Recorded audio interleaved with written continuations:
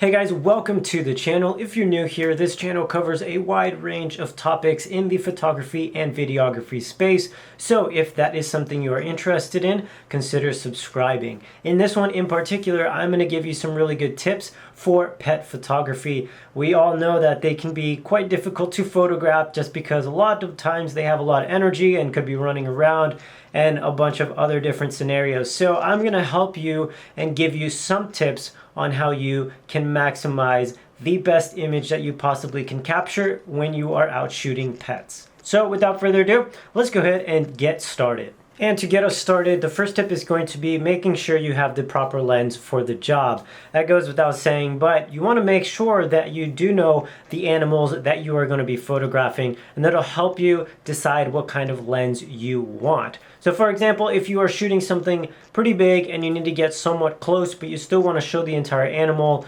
obviously a wider lens is going to suit that better. For like if you were shooting maybe a horse, you may want something wider as opposed to something really tight, because you're not going to want to be very far away to grab that shot unless you're going for some compression. But once again, it all depends on one, the type of look you're going for, and two, the type of animal you are shooting. That ultimately will determine what lens you should bring. And once you got that out of the way, another big thing that you definitely need to pay attention to is your background. Sometimes a background can completely ruin a shot. You may think you have a fantastic shot, and then later on you go back and review the photo and see some very distracting or very undesirable things in the background that could ultimately ruin the shot. So before you take the shot, this is a habit that I love to keep in the back of my mind, is essentially when you lift up the camera to take a photo, quickly scan over the entire frame. Make sure everything looks great, not just the subject you're photographing, before you take that shot. This will help you basically grab the best shot that you possibly can right there in the moment, and could alleviate a lot of extra time in post. When you go to edit the photo, you may not have to remove objects or change out a background or anything like that. Now the next tip is going to be your focus. And a lot of cameras these days have a ton of focus points, and if you don't know what that is, basically these cameras allow you to select a specific part of your frame and focus on that.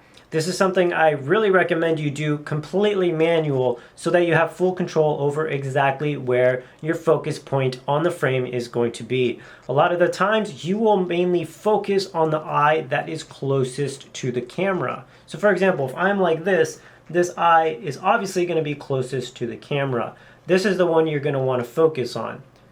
It's a rule of thumb, not something you have to particularly follow. A lot of the times, if there's a lazy eye involved, I will kind of have that eye closest to the camera and then focus on the other one. It's just kind of preference. You can play around with it, see what works for you, but generally make sure that you are going to have an eye in focus, just because that's more than likely going to be where the person viewing the photo's eye is going to naturally go quickly. Hopefully that made sense.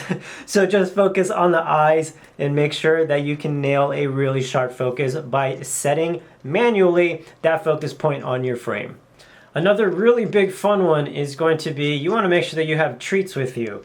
And you obviously want to make sure that before you shoot the animal, you talk to its owner and you find out if they have treats, or if the particular animal needs a specific treat, or you just want to make sure they're not allergic to something that you may accidentally feed them. But treats can really help in a lot of ways. It can help you grab their attention, or even get some really interesting facial expressions from them, and just things like that. So definitely have those on hand, but make sure to consult with the owner beforehand to make sure that you are not feeding the animal something that they shouldn't have.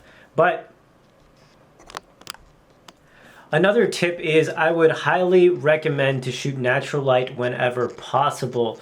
You've seen some photos, I'm sure, of people using strobes and whatnot, and you can get some really great results out of that. But it really does depend on the animal. For example, I was shooting a campaign where there were a few horses on set, and I had strobes set up and everything, and it turned out that it really freaked out the horses, and I just couldn't shoot with them for that reason. So you want to make sure that it's going to be okay with the animal prior, or at least have a backup plan if you do plan to shoot with strobes. Maybe you could use a reflector or a diffuser or something like that because it may freak out the animal and it may produce some results you definitely don't want. You can also consult with the owner, just make sure you have all your ducks in a row before you go and shoot with a particular light in mind versus shooting with just natural light. And last but not least is going to be, you want to make sure you pay attention to your shutter speed and exactly what that animal is doing. So if you are looking to capture more of action shots, which, generally you're gonna have a faster moving animal, you're gonna wanna be able to capture that with minimal blur. So you are going to wanna increase your shutter speed so you can get almost no blur. I mean, depending on how much light you're playing with here, you may be able to basically properly expose your image by increasing your shutter speed really, really high. So if the animal is running, you can kind of capture them in that motion, but be able to capture everything very, very sharp as well. So make sure that you are shooting at a high shutter speed when you are capturing those action shots to make sure that everything is very, very sharp and there's not going to be any blurring where you don't want it. And guys, that is going to wrap up this tip here. I hope you found it insightful and entertaining. If you did, please be sure to give us a thumbs up. It really does help the channel continue to grow. And don't forget, down below will be some links of some really awesome contests we have going on that you guys could enter to win some really awesome prizes. Now with that said, thanks for watching guys, and I will see you all in the next one.